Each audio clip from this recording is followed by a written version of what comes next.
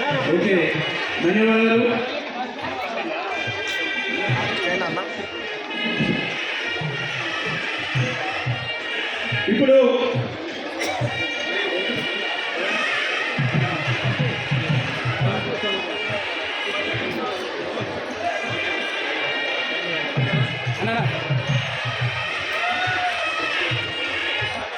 ఇప్పుడు మన కోసం అప్పుడు ఇప్పుడు ఎప్పుడు నేను బీసీల పక్షపాతినే, బీసీల కోసం ఏ సభ అయినా ఎక్కడైనా నేను ఉంటానని మనందరి కోసం సభకు ఇచ్చేసి అమ్మకు నివాళులర్పించిన మాజీ మంత్రివర్యులు డైనమిక్ లీడర్ అన్న డాక్టర్ వి శ్రీనివాస్ గౌడ్ గారిని సభను ఉద్దేశించి ప్రసంగించవలసిందిగా కోరుతున్నాను. గట్టిగా చెప్పడంతో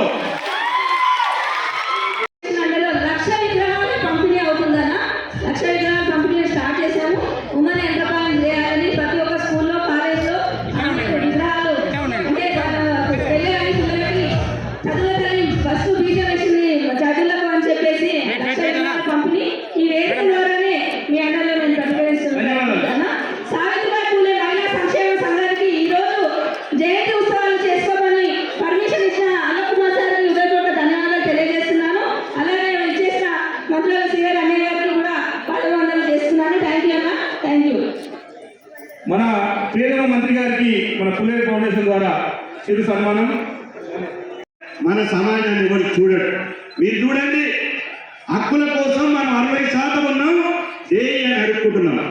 60% ఉన్నోడు పరిపాలిస్తుడు, 5% ఉన్నోడు పరిపాలిస్తుండు. ఎవరు పరిపాలించాలి? ఎవరు పరిపాలించాలి అంటే మీరే పరిపాలించాలి.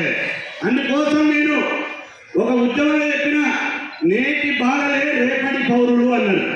నేను ఆ నినాదాన్ని మార్చిన నేను ఉండరు.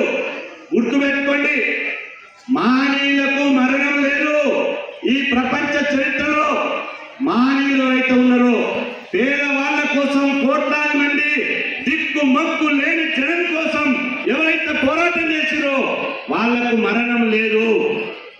సూర్యచంద్రుడు ఉన్నంత వరకు వాళ్ళు బతికే ఉంటారు. ఈ భూగోళం ఉన్నంత వరకు వాళ్ళు బతికే ఉంటారు. ఇలా మహాత్మా జ్యోతిబా పూలే భౌతికంగా మన మధ్యలో లేడు, కానీ ఈ భూగోళం ఉన్నంత వరకు ఆయన బతికే ఉంటాడు. సావిత్రిబాయి పూలే, ఆమెకు మరణం లేదు.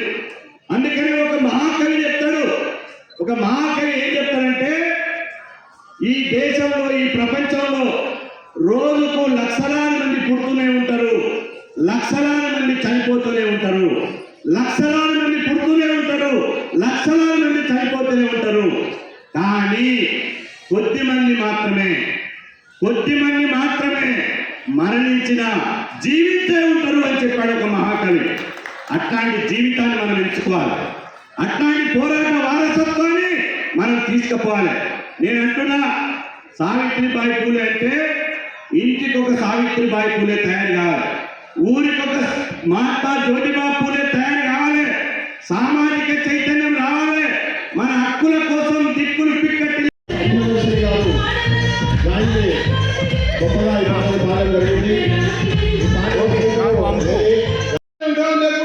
మీరు మీ ఆలోచన విధానాన్ని ముందుకు తీసుకొని నడిచేటువంటి సందర్భం సావిత్రిబాయి పూలే గారు చూసి ఆదర్శంగా నేర్చుకొని మీరు ముందుకు పోతా ఉంటే ఖచ్చితంగా మీ వెంబడి మీకు కవచంగా మీ అన్నదమ్ములందరూ మేమందరం ఉంటామన్నమాట మరొకసారి గుర్తు చేస్తూ, మరి అధికారికంగా ఈ కార్యక్రమాన్ని తీసుకొని అధికారికంగా ఈ కార్యక్రమాన్ని మరి మొదటి ఉపాధ్యాయులుగా అనౌన్స్ చేసినటువంటి ప్రభుత్వానికి మేము ఎంతో తరఫున నేను హృదయపూర్వక ధన్యవాదాలు తెలియజేసుకుంటూ, ఖచ్చితంగా ఈ కార్యక్రమాన్ని మరి బాధ్యతగా చేస్తున్న మా కమిటీకి మన మణిమంజరి వేయడానికి నా హృదయపూర్వక ధన్యవాదాలు తెలియజేసుకుంటూ, ఖచ్చితంగా రాబోయే రోజుల్లో ఈ కార్యక్రమాన్ని అఫీషియల్ గా ఈ కార్యక్రమాన్ని చేయాల్సిందిగా నేను మీరందరూ కోరుకుంటూ ముగిస్తా ఉన్నా. జై హింద్, జై సాహిత్యవర్ధు. Thank you sir. మరి చిన్నరాజుల రైటరు, మరి గాయని సంధ్యావర్షిణి గారు సావిత్రిబాయి పూలే గురించి ఒక పాట వాళ్ళు రికార్డింగ్ చేశారు కాబట్టి ఒక్కసారి పెద్దలంతా కూడా వారి సమక్షంలో రిలీజ్ చేయాల్సిందిగా కోరుకుంటున్నాను సార్. ఫోటో కొడుతుంది కొట్టినా అది కొట్టినా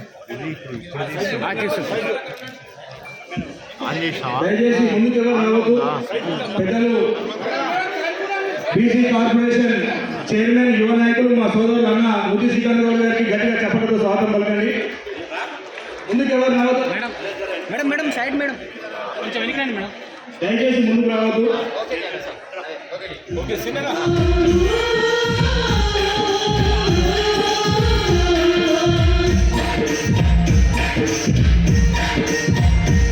పిల్లలు చాలామంది మన విలేజెస్లో చూస్తే సింగిల్ పేరెంట్ వాళ్ళు చాలామంది ఉన్నారు, కంప్లీట్ ఆర్ఫన్స్ కూడా ఉన్నారు. వాళ్ళకి ఈ గురుకులాలు అనేవి ఎంతో హెల్ప్ చేస్తున్నాయి. సో అట్లాంటి కనీస సౌకర్యాలు లేకుండా, చూసేవాళ్ళు లేకుండా ఉన్న పిల్లలకి ఈ గురుకులాలు అనేటివి విద్యను అందించడంతో పాటు వాళ్ళ వెల్ఫేర్ కూడా చూసుకుంటుంది. అది చాలా గర్వించదగ్గ విషయం. మీరు సావిత్రిబాయి ఫూలే 195వ జయంతి శుభాకాంక్షలు. మాకందరికీ మేము మహాత్మా జ్యోతిబా ఫూలే బీసీ గురుకులంలో ఉపాధ్యాయులుగా పనిచేస్తున్నాము. మాకు ఎంతో గర్వకారణంగా ఉంది సావిత్రిబాయి ఫూలే పేరుతో అవార్డు తీసుకోవడం. సో మాకు కూడా ఒక ప్రత్యేకమైన స్థానం ఇచ్చి స్టేట్ గవర్నమెంట్ స్టేట్ ఫంక్షన్ లాగా జరుపుకోవడం చాలా ఆనందంగా ఉంది. అందరికీ మరొకసారి సీఎం రేవంత్ రెడ్డి గారికి మరియు ఈ ఆర్గనైజర్ మణిమంజరి గారికి నా థ్యాంక్స్ చెప్పుకుంటున్నాను. Thank you. ఇప్పుడు వరకు మీరు ఏమైనా సేవా కార్యక్రమం కానీ ఇంతకుముందు అవార్డు తీసుకున్నారా? 2020లో వీళ్ళ ద్వారానే ఆర్గనైజ్ చేయబడిన సేమ్ ప్రోగ్రామ్ ఆర్గనైజ్ చేశారు. అప్పుడు కూడా వచ్చాము. వీళ్ళు చేసే సేవా కార్యక్రమం చాలా మాకు మహిళలకు చాలా ఎంకరేజింగ్గా ఉంది. అందుకని వాళ్ళు పిలవగానే మళ్ళొకసారి అటెండ్ అయ్యి అవార్డు తీసుకుందామని వచ్చాము. మీరు ప్రధాన ఉపాధ్యాయులు అంటారు కదా మేడం, చిల్డ్రన్స్ కానీ చదువుకున్న వాళ్ళకి మీరు